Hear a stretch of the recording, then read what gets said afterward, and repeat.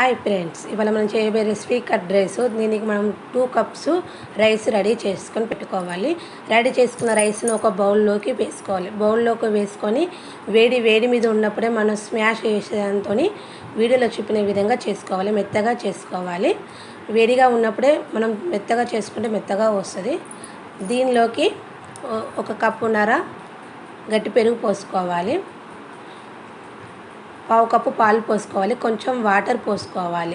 Water పోసుకొని కలుపుకోవాలి. ఇలా పాలు ఎందుకు వేస్తున్నామంటే మనకు అనేది పెరుగు అనేది అన్నం అనేది గట్టిపడదు అన్నట్టు.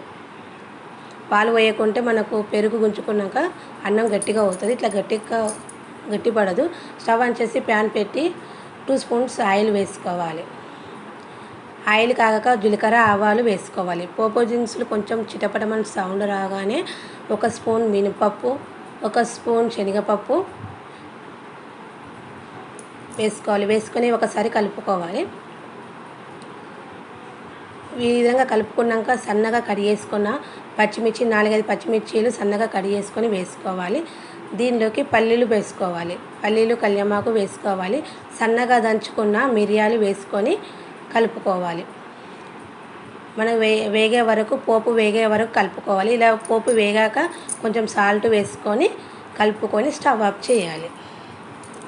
మనం ముందుగా రెడీ చేసుకున్న పెరుగన్నంలోకి పోపు వేసుకోవాలి.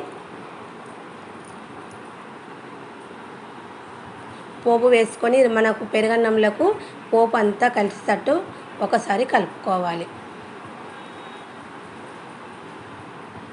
ఇది చాలా ఈజీగా తయారు చేయవచ్చు. తొందరగా అయిపోతుంది.